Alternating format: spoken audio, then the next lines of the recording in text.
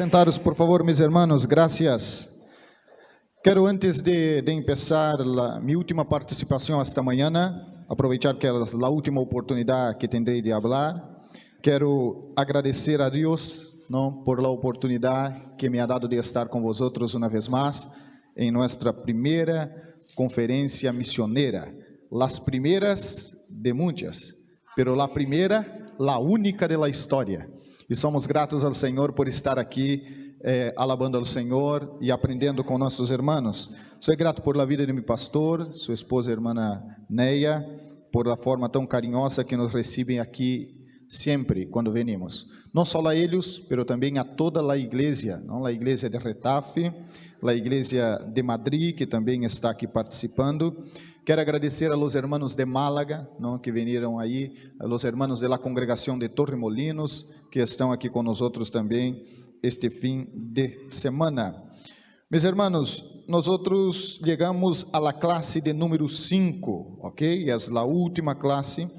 E eu falarei com vosotros hoje acerca do conteúdo que está em la página 20 e 21.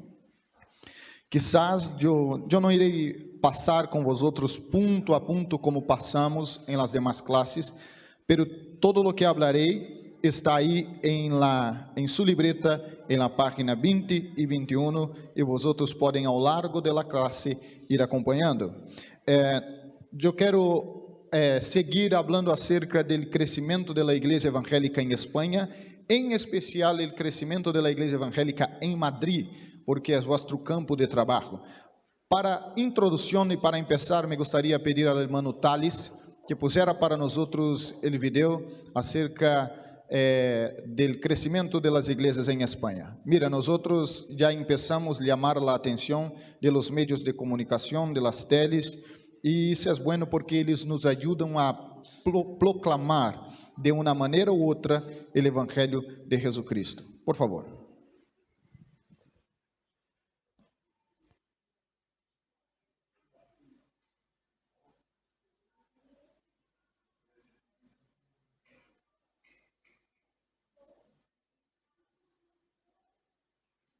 Preguntarás si en España abundan las iglesias evangélicas. Yo no sé aquí en plato que me dirían, si hay muchas, si hay pocas. Pues ya les avanzamos que, aunque no lo parezca, viven, pues yo no sé, Diego, si es mucho, pero algo así como una especie de boom. Hay muchas. Hay muchas. Sí, no es algo especialmente notorio porque normalmente se ubican en polígonos industriales de las grandes ciudades, pero fíjense, solo en el del Aguacate, en Carabanchel, en Madrid, encontramos 78. Y eso nos ha hecho preguntarnos cómo funcionan y cómo se financian. Domingo, 9 de la mañana, el polígono del Aguacate en Carabanchel está tranquilo. El día de lunes a viernes o sábado hay muchas empresas funcionando. Pero una hora y media después, la imagen cambia por completo. Las calles están llenas de coches y los autobuses llegan completos. Cuando no hay coche de empresarios, hay coches de cristianismo. En este polígono se amontonan 19 iglesias en menos de 300 metros. La dificultad del precio.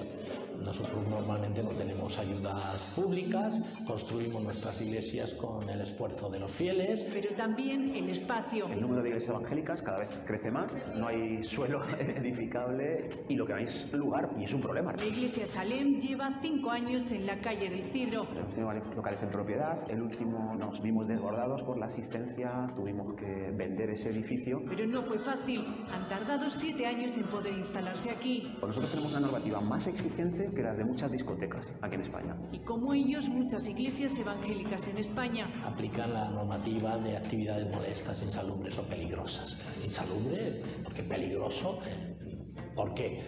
Gracias por cada persona que está aquí. La música en directo forma parte de la oración, por eso prefieren salir de las zonas del centro rodeadas de edificios. Por supuesto, aquí lo que prima, digamos, en cuanto a Madrid, es que los vecinos no se quejen de los ruidos. En esta iglesia se dan cita cada domingo unos 1000 fieles para celebrar el culto. Pero también tienen espacio espacio para otras actividades. Solemos distribuir a los niños por edades para que tengan sus clases. Hans se encarga del banco de alimentos. 260 familias mensualmente reciben ayuda, lo cual hace que se beneficien aproximadamente 8.000 personas al año. Y Margarita de la librería. 40 años con los libros y bueno, aquí me puso el Señor y aquí estoy. Su marido fue uno de los primeros fieles de Salem. Dios también se está manifestando en muchas personas que empezamos con unos 15 o 20 miembros. Y han ido creciendo, sobre todo desde la construcción de este edificio. Y ahora estamos más o menos en unos 1.000. Bueno, estamos viendo imágenes que a algunos les recordarán otros países, ¿no, Teresa? ¿Sabes lo que pasa? Yo he acudido para ver cómo eran, ¿no? Es un culto que tiene una alta penetración en América Latina con variedades, hay subiglesias. Entonces, por eso yo creo que también se ha vivido un incremento. Y luego es muy atractivo porque su liturgia es muy flexible, lo estábamos viendo. Se canta, hay alabanzas, no hay esa ortodoxia de la Iglesia Católica. Sí, sí, sí. De hecho, es muy interesante ver también cómo ha cambiado nuestra misa en España frente a la misa, por ejemplo, que se está realizando, que todavía se da en latín en Italia. Yo lo he visto hace muy pocas semanas y he dicho, jolín, aún así, nuestra iglesia en España va cambiando rápidamente. Como decían los dibujos aquellos de cuando éramos chiquitines, no se vayan todavía porque todavía hay más. Porque evidentemente, decía, no tienen esa rigidez. Van a alucinar. Bueno, tienen muchas cosas, tienen radio propia, tienen guardería, tienen banco de alimentos. El fenómeno de la inmigración ayudó a su impulso, pero ahora son bastantes también los españoles que se han sumado a estas iglesias.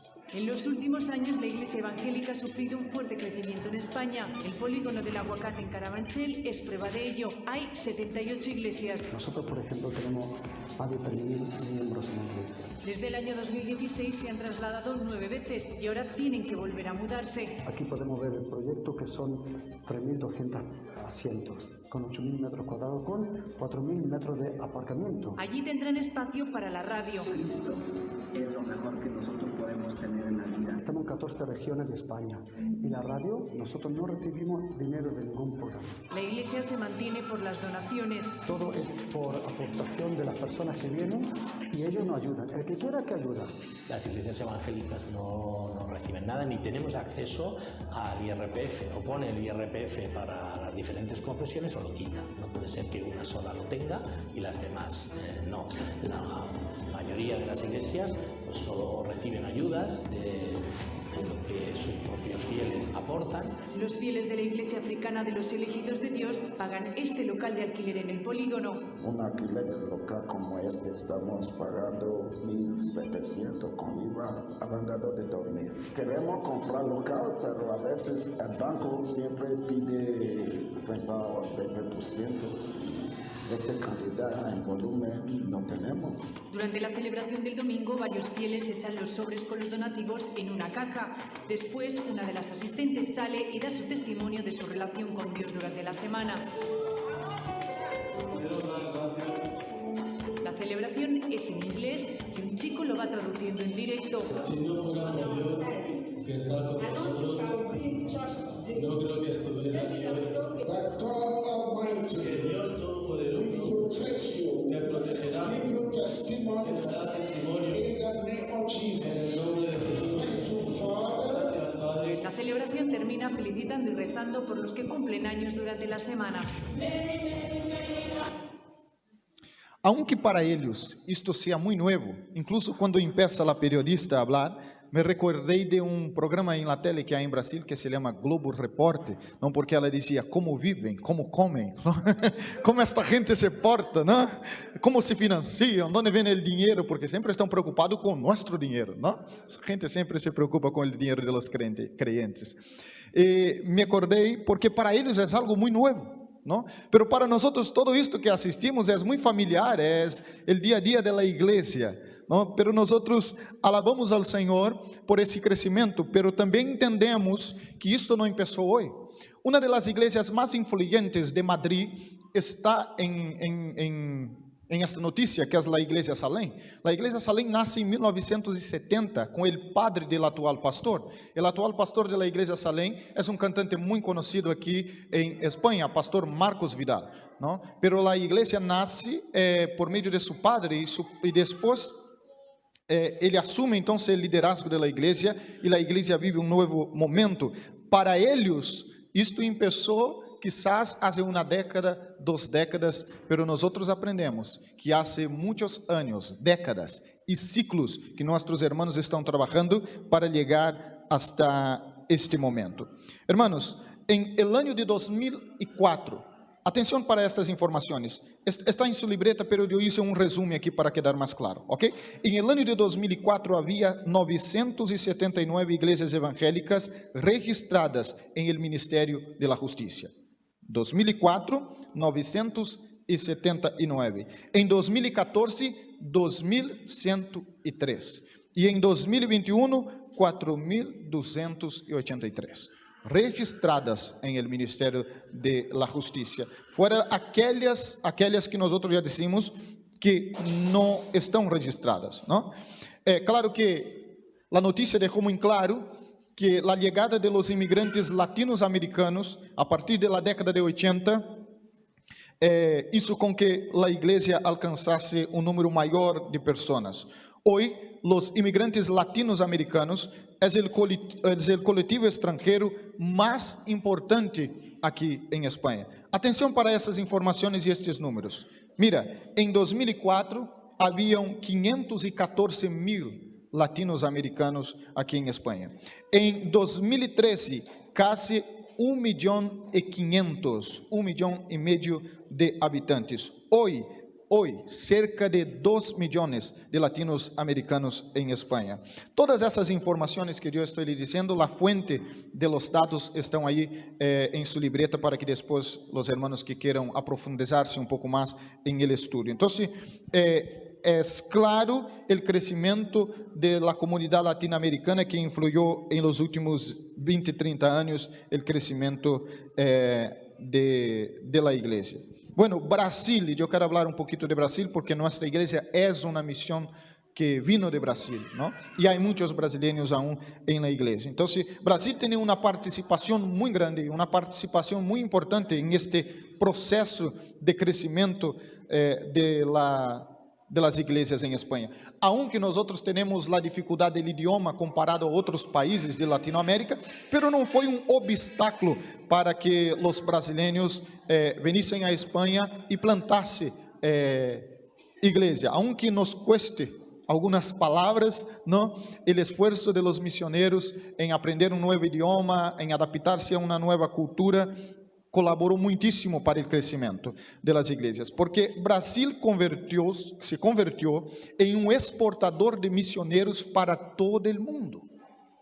Eu comecei a mirar a quantidade de igrejas plantadas por brasileiros que há fora de Brasil, hermanos, é incontável. As agências missioneiras não podem recorrer todos os números, porque Brasil chegou um momento em Brasil que havia tantas iglesias, que já não havia mais espaço, e os pastores começaram hasta mesmo a negociar, mira, esta parte aqui, eu planto igreja, e você vai para este sítio, incluso há um acordo hasta hoje entre os pastores, não? Que há um campo que um pastor é responsável, e o outro pastor respeita e não planta igreja em este campo, pero chegou um momento que já quase não havia mais onde poner igreja, então nós começamos a exportar missioneiros para todas as partes do mundo, e destes lugares onde exportamos missioneiros foi Espanha, porque hoje em Brasil, os números atuais é que 31% da população se declara evangélica, são 65 milhões de pessoas, muita gente, não? Se nós temos aqui que 47, 48 milhões de habitantes, 65 milhões de creyentes em Brasil, de várias denominações, 31% da população. E entre esta multitud de pessoas, Deus levantou muitíssimos missioneiros. E deles, não? E vários deles estão aqui esta manhã. Bueno, aún hablando acerca deste processo de crescimento das igrejas em Espanha, há algo que foi muito importante. É o que nós chamamos de las organizações paraeclesiásticas, não? São as organizações que trabalham em paralelo com a igreja. Às vezes, hasta se mescla com a igreja, e alguns que estão mais lejos confundem com a igreja ou fazem uma confusão com a igreja, pero são organizações paraeclesiásticas, porque não são igrejas, são associações, muitas das vezes criadas por os próprios membros da igreja. E isso colaborou muitíssimo para o crescimento. Ha visto a distribuição de alimentos, de roupas. Há duas organizações paraeclesiásticas que me gostaria falar que fazem um grande trabalho em Espanha. A primeira é o Ejército de la Salvación, ¿no? O Ejército de la Salvación. E fazem um trabalho em várias partes de Espanha e Portugal também, ¿no?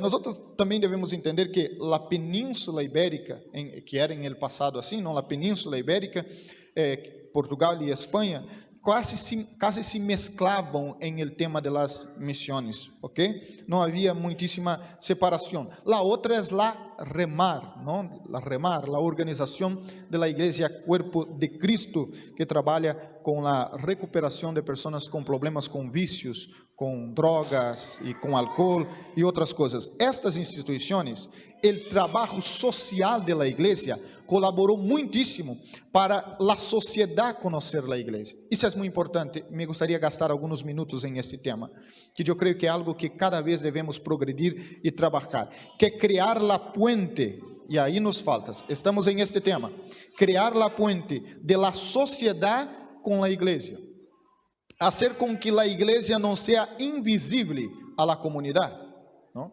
Há pessoas às vezes que chegam à igreja de Málaga. A igreja de Málaga tem 17 anos, está em este sítio onde estamos agora há mais de uma década, e há pessoas que vivem na barriada, passam e dizem: essa igreja é nova? E eu digo: algo não estamos fazendo bem, porque se você vive aqui, a igreja está aqui há uma década e você não conhece a igreja, algo não estamos fazendo bem. E eu comecei a pensar acerca disto.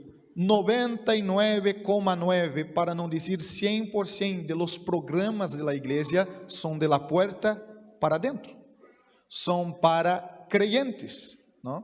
Nós é só mirar nossas atividades, nós não incluímos a sociedade em los programas de la igreja.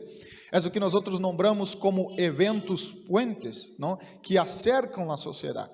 Pero muitas igrejas perceberam isto, então se começaram a criar organizações paraeclesiásticas, associações, para fazer um trabalho para fora da igreja, incluso com os não creyentes, não?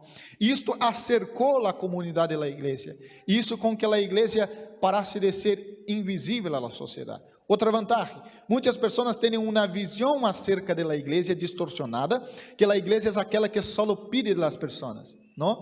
Incluso dinheiro, não? Que a igreja explota as pessoas. Eu sei que é uma visão distorcionada, mas muitas pessoas têm essa visão. E quando a igreja vai em direção à sociedade para servir a sociedade, então há outra visão acerca da igreja. Eu me acordo quando pastoreei a igreja de Lisboa, e uma vez estávamos reclamando que a calle da igreja, onde está a igreja hasta hoje, estava muito suja, não? Muito suja. E os hermanos estavam na porta e nós estávamos reclamando de la calle de la igreja que estava suja. E nós tivemos uma ideia e disse: e se nos ponemos a limpiar la calle de la igreja? Porque é melhor quedar-se aqui nos quejando, cada um corre uma escova e vamos limpiar la calle de la igreja. E nós apontamos um dia para chegar antes do culto, uma hora antes, e um grupo começou de allá e outro grupo começou de acá. Os vizinhos paravam, se quedavam mirando e diziam: ¿qué hace essa gente domingo por la mañana limpiando la calle de la iglesia? ¿No? E os vizinhos perguntavam, ¿no? Os senhores que saliam por la mañana perguntavam. Então nós dizíamos: não, nós somos de la igreja allí, e la calle de la igreja estava muito suja, então decidimos limpiar. E aquilo hacía com que as pessoas se interessassem por la igreja e conhecessem la igreja. E as igrejas que perceberam que poderiam, por meio de trabalhos sociais, acercar a comunidade à igreja, lograram um grande crescimento e avanço aqui em Espanha. Bueno, é importante também nombrar que dentro deste crescimento protestante, o movimento que mais alcança resultados é o movimento pentecostal. O movimento pentecostal é o maior movimento evangélico do mundo. E é o movimento que mais cresce no mundo e que mais cresce em Espanha, não? Eu falei com vocês que a maior igreja pentecostal, a maior igreja de Espanha é uma igreja pentecostal. E eu creio que isto acontece porque o movimento pentecostal não é um movimento de homens, é um mover del Espírito Santo de Deus. E eu hago uma comparação com as igrejas que, aunque creem em el Espírito Santo como a terceira persona de la Trinidad, não creem que o Espírito Santo atua de la forma com que nós outros creemos. Por exemplo, o pastor Josué disse aqui muito bem, nós outros creemos em la atualidade de los dones espirituales. Creemos em el dom, por exemplo, de hablar em outras línguas. Creemos que Jesus sana hoje.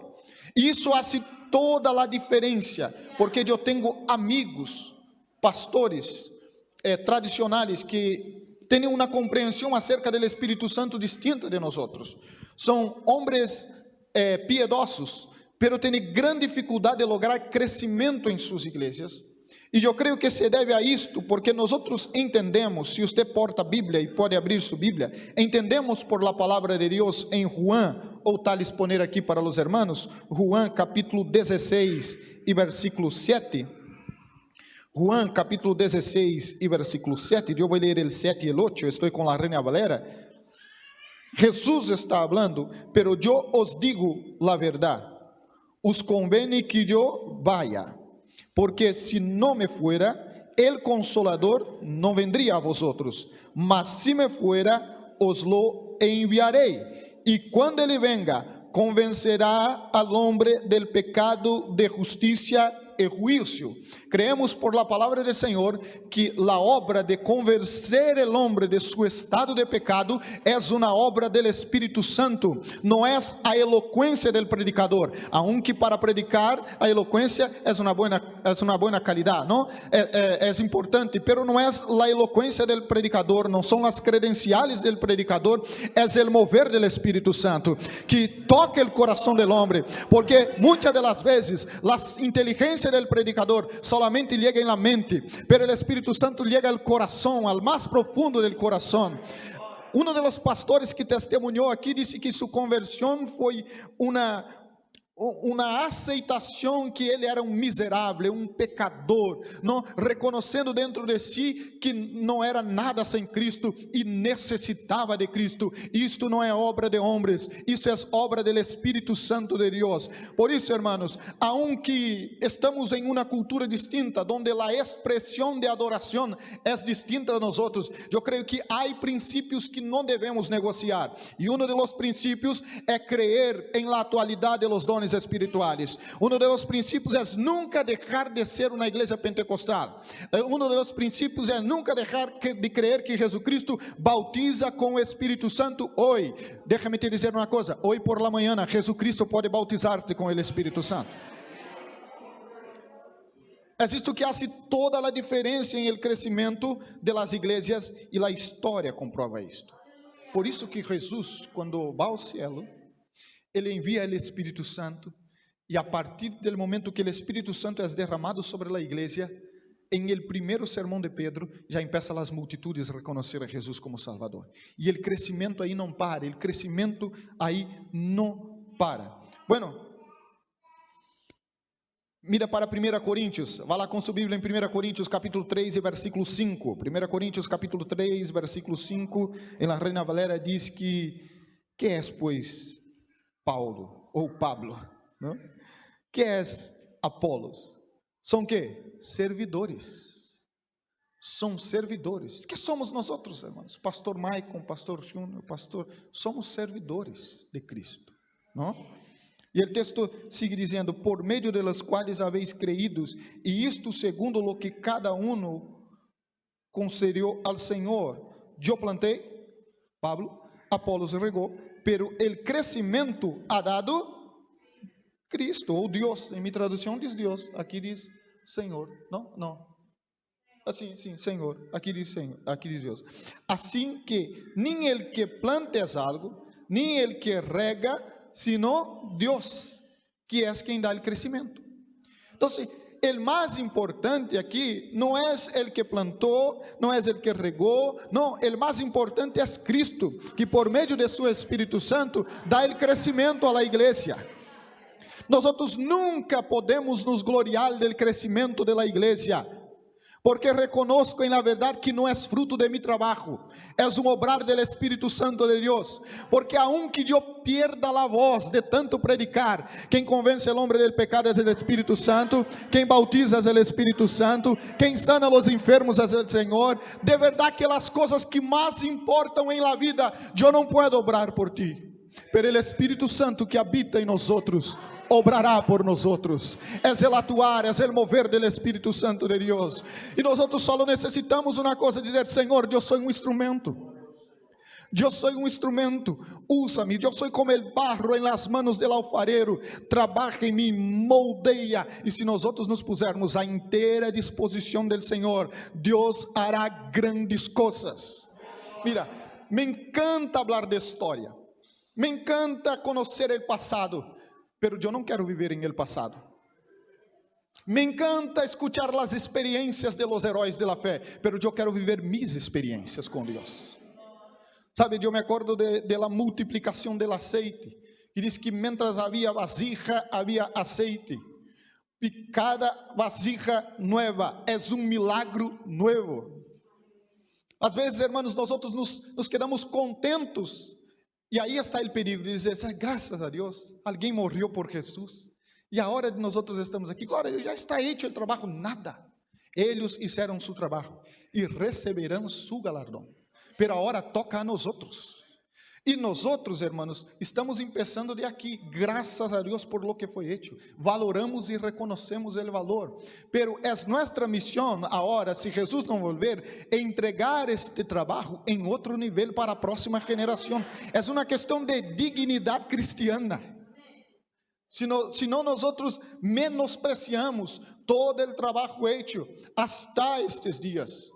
Entonces, por el mover y el trabajar del Espíritu Santo de Dios, nosotros haremos en el nombre de Jesús cosas mayores y alcanzaremos cosas mayores en el nombre de Jesucristo, y no para nuestra gloria, porque somos servidores de Jesús, pero para que el nombre del Señor sea glorificado, para que en red nacional las teles de España tengan que declarar que Jesucristo es el Señor de España, que Jesucristo es el Señor de España. Aleluia, glória seja dada ao nome do Senhor. E eu digo que queda muitíssimo trabalho, porque cerca de 10 milhões de pessoas vivem em pueblos sem a presença de uma igreja evangélica. Alabamos ao Senhor por estar em las capitales e empezar por las capitales. Pero hay, segundo tu libreta y los números presentados por los órganos de encuestas de España, hay cerca de 10 millones de personas que viven en pueblos sin la presencia evangélica. Son muchas vidas que necesitan ser alcanzadas. Hermanos, hay 313 pueblos con más de 5.000 habitantes sin ninguna iglesia evangélica. ¿No? Son muchos. De los 8.131 pueblos que há em Espanha, 92% não tem igreja. Vou repetir esses números. De los 8.131 pueblos que há em Espanha, 92% não tem igreja evangélica.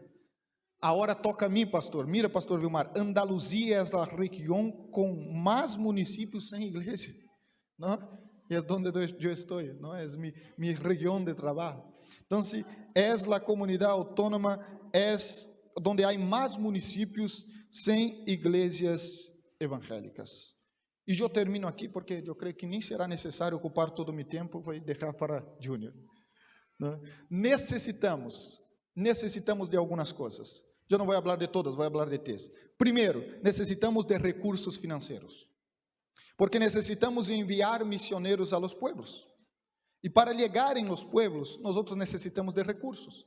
Para plantar igrejas em municípios pequenos, nós necessitamos de missioneros, necessitamos de recursos financeiros, porque necessitamos enviar o missioneiro. Outra coisa, a igreja de um pueblo, em la gran maioria das vezes, não tem a possibilidade de ajudar o missioneiro, muitas das vezes tampouco manter a própria congregação.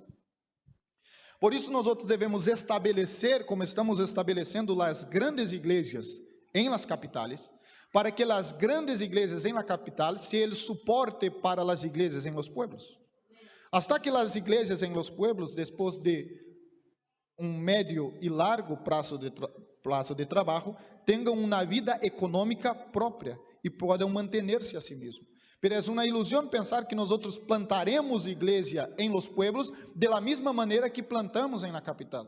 Não, nós vamos ter que enviar o missionário a los pueblos e vamos ter que manter a igreja de los pueblos hasta que a igreja tenha condição de manter-se. Pero nós estamos em bom caminho e é esse o caminho. Pero necessitamos de recursos. Em esta vida aqui, irmãos, em esta vida aqui, todo vale dinheiro. Nós estamos aqui parados, sentados e gastando dinheiro. Não? A luz está encendida, o sonido está encendido. E isto não paga com glória a Deus e aleluia. É com euro. Não? Imagina tu chegar aí ao fim do mês, ao dono do piso, quantas ele quer? 1.000 euros. 1.000, glória a Deus, glória a Deus, glória a Deus, glória a Deus. Vai dizer, homem, quizás isto sirva em tua igreja. Diga a ele, tão pouco, porque o pastor da igreja não paga o alquiler com glória a Deus, paga com euros. Então, se nós devemos entender isto, e não há nenhum problema, irmãos, porque não há nenhum problema, se tu tens problema com o dinheiro, eu não tenho, passe para mim. Pastor, eu tenho um problema com dinheiro, porque dinheiro sube a minha cabeça não sube. Paz, porque o problema não está com o dinheiro, quizás o problema esteja com você, então resolve este problema. Não? É com o dinheiro que nós mantenemos missioneiros, enviamos missioneiros, compramos os equipos para a igreja e hacemos a obra do Senhor Jesucristo. Además, não espere ter para ser, sea para ter. Porque eu escuto em alguns crentes assim, pastor, quando eu ganhar dinheiro, aí eu serei, daí pastor, eu penso, porque quem não é fiel em el pouco, não será fiel em el mucho. Já escutamos essa história muitíssimas vezes. Incluso um irmão um dia me disse, pastor, el dia que me toque el gordo, eu disse, hermano, tu pratica essas coisas? Pastor, eu vou comprar a igreja, eu vou fazer... Mentira. Não, nós sabemos que não é assim que as coisas funcionam. A obra de Deus sempre foi hecha por homens e mulheres fieles ao Senhor, independente de sua condição financeira. Lo que vale en este sentido no es la importancia de su dinero o la cantidad de su dinero, es su fidelidad al Señor, ¿no? Entonces, yo oro al Señor que te haga prosperar, pero cuando Dios te prosperar, no olvide de las misiones. ¿Significa que yo tengo que parar? Bueno, entonces voy a parar. Dije que iba a dejar más tiempo para junio, yo creo que junio. Olvida, no, creo que no. Eu me acordo que já escutei de algumas irmãs assim, pastor, eu não estou dando o dízimo. E eu digo, por quê, irmão? Que passa? Ele diz, é que é muito alto o dízimo. Quer que ore para bajarla? Bueno, oramos para Deus bajar o saldo, baja o dízimo e tu volve a ser fiel. Não, pastor, não. Hermanos, há que entender que se tu dízimo está alto, é porque tus ganancias estão altas, e glória seja dada ao Senhor. Vou terminar. Necessitamos de maior consciência missioneira. Por isso nós estamos celebrando conferências missioneiras, para trazer à igreja uma maior consciência missioneira, de la misión de id. Id é uma ordenança del Senhor. Id, hagam discípulos de todas as nações, bautizándolos em nome do Padre, do Hijo e do Espírito Santo. E por último, necessitamos de missioneiros com disposição para servir. Porque às vezes há missioneiros, pero com pouca disposição. Necessitamos de missioneiros com disposição para servir. Missioneiros sem excusas. Sem excusa, hasta porque com Deus as excusas não funcionam. Funciona com tu líder, funciona com tu pastor, pero não funciona com Deus, porque Deus te conhece, não? Moisés intentou, é que eu não sei falar, não passa nada, tu irmão sabe, ponga a tu lado, ¿va? ¿No? Com Isaías, Senhor, pero eu tenho lábios impuros, o problema é minha impureza, además eu habito em meio a um povo que também é impuro, não passa nada, eu purifico seu pecado. Agora, ¿no? E por último, hermanos, não necessitamos de la capacidade de los missionários. Às vezes estamos muito preocupados com a capacidade, pero eu creio que Deus capacita, ¿no? às vezes Deus não está mais interessado e é só mirar o equipo de Jesus. A los ojos humanos, não eram os mais capacitados. Por favor, quem de você elegia Judas para ser apóstolo? Pedro, nós outros rechazaríamos alguns aí deste equipo, pero Jesus não. Quando nós outros miramos para os escolhidos de Deus, não, e a história bíblica conta que Davi não era o candidato assim que havia a melhor aparência. Pero 1 Coríntios capítulo 1, versículo 27 diz que Deus escolheu o insensato del mundo para avergonzar a los sábios, escolheu lo débil del mundo para avergonzar a los poderosos, também escolheu lo mais bajo e despreciado e lo que não é nada para anular lo que é, para que toda honra, toda glória, toda alabança seja dada ao Senhor Jesucristo. Quando tu mira um irmão que tu não dava nada por ele, e tu mira ele sendo usado nas mãos de Deus, que tu dizes? Só pode ser Deus. Não é isso que diz, irmão, esse homem, essa mulher não tinha nada para ser, pero Deus levantou, Deus capacitou, glória seja dada ao nome de Jesucristo. Quantos podem dar glória a Deus? Amém? Vamos aplaudir ao Senhor.